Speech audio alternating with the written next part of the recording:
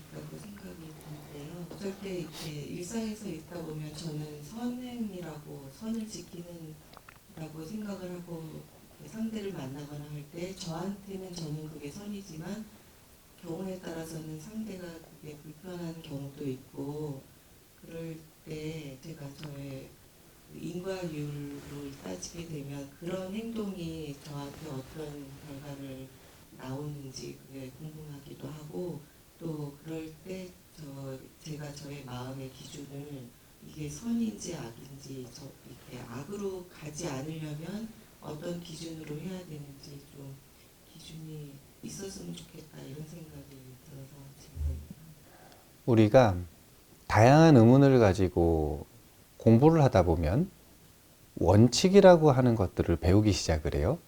그런데 그런 원칙을 배우는 건 나에게 적용을 하라고 배우는 거예요? 남에게 적용을 하라고 배우는 거예요? 나에게 적용을 하라고 배우는 거지, 그걸 가지고 잣대로 삼아서 남을 판단하라고 또는 그 기준으로 남을 바꾸기 위해 노력하라고 배우는 게 아니에요.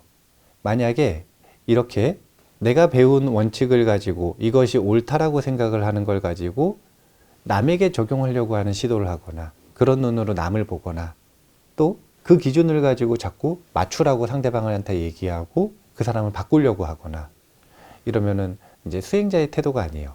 자꾸 배운 기준을 상대방에게 적용하려고 하고 상대방이 그렇게 맞추라고 그 기준을 상대방에게 들이대는 건 이거는 이제 수행자의 태도가 아니에요. 그리고 만약에 이렇게 되잖아요? 그럼 어떤 일이 벌어지냐면 배우면 배울수록 주변 사람들의 목을 죄요.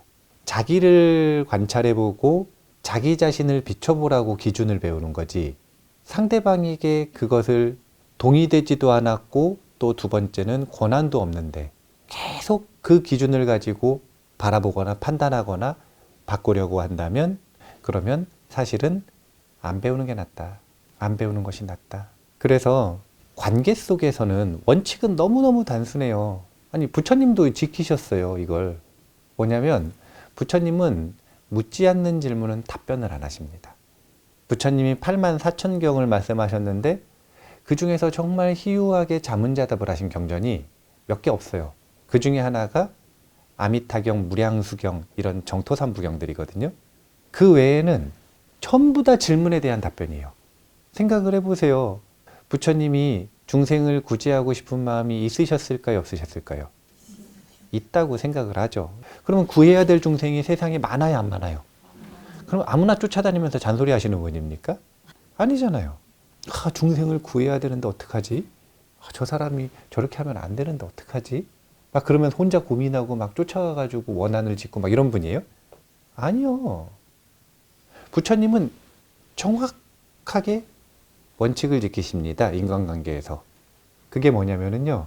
첫 번째는 묻지 않으면 답변하지 않는다. 그 어떤 것도. 묻지 않으면 답변하지 않는다. 묻더라도 그 사람에게 적절하고 그 사람과의 관계에서 얼마나 권한을 가지고 있느냐에 따라 권한이 없는 부분은 침범하지 않는다. 아니 부처님도 이걸 지킨다니까요. 부처님한테 와서 수많은 제자들이 제가 이러이러한 고통이 있으니 제 삶을 바꾸기 위해서 조언을 해 주십시오 라는 요청을 받으시는 분들도 요청을 하는 순간에 자신에게 주어진 권한만큼 얘기를 해 주시지 그것을 넘어서거나 요청이 없는 이야기를 하시는 경우가 없어요.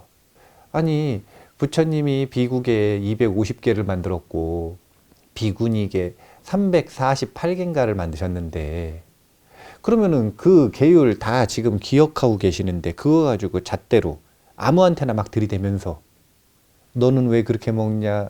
당신은 왜 옷을 그렇게 입느냐? 당신은 왜 그렇게 생활을 하느냐? 아무나 붙잡고 일종씩 왜 안 하느냐? 온갖 기준을 섞어가지고 자신에게 적용하고 묻는 이에게 답변을 하는 게 아니라 아무한테나 적용해서 말하고 다니면 그게 안심에 과연 도움이 되는가? 부처님을 배울 필요가 있어요. 부처님은 절대로 묻지 않는 답변은 하지 않으십니다. 질의응답만 그러신 게 아니라 일상 속에서도 권한이 없고 질문하지 않고 하는 일에 대해서는 한마디도 하지 않으세요. 모든 인간관계에서는 그냥 뭐가 문제냐, 권한이 없는데 말하고, 묻지 않는데 참견하고, 뭐라 그러면서 그러냐면 널 위해서야. 이상한 말이죠. 너와 원수를 맺고 싶어서야. 이게 사실은 정확한 표현이거든요. 권한이 없는 말, 묻지 않는 말은 하는 게 아닙니다. 그건 전부 다 가스라이팅이에요. 관계를 망치는. 부처님의 언어를 배울 필요가 있습니다.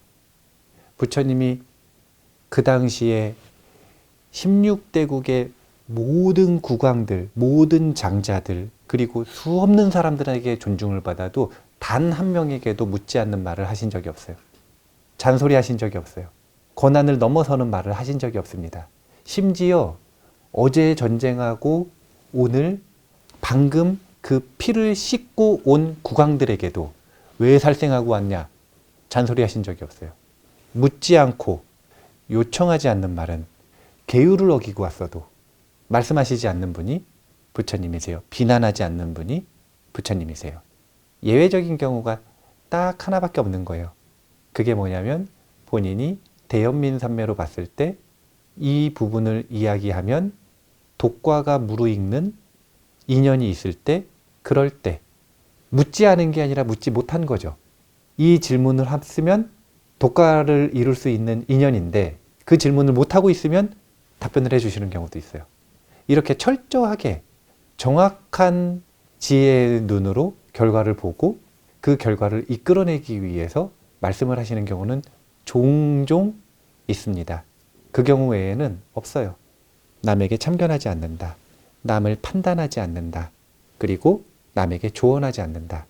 그 다음에 권한이 없는 말들은 그냥 전부 다 사실은 의미 없는 원한 짓는 말이다. 이런 것들을 잘 기억을 하셔서 남에게 적용하지 마시고, 이 말도. 너는 왜 말을 그렇게 하느냐 그러지 마시고 그 말을 자신에게 해야 돼요. 내가 그러고 있으면 조심해야겠다. 조심해야겠다. 그래서 이렇게 하는 걸 말씀을 드린 이유는 자기 자신이 마음에서 선을 연습하는 것과 관계를 선하게 맺는 것은 결이 완전히 다른 이야기이기 때문에 그 중에서 후자, 관계에 대한 이야기를 했다고 보시면 됩니다. 전자, 자신의 마음에 선한 습관을 들이는 것은 당연히 계속 잘 연습을 하셔야 되고요. 그것을 남에게 적용하지는 말라. 이렇게 생각을 하면 될 것 같습니다.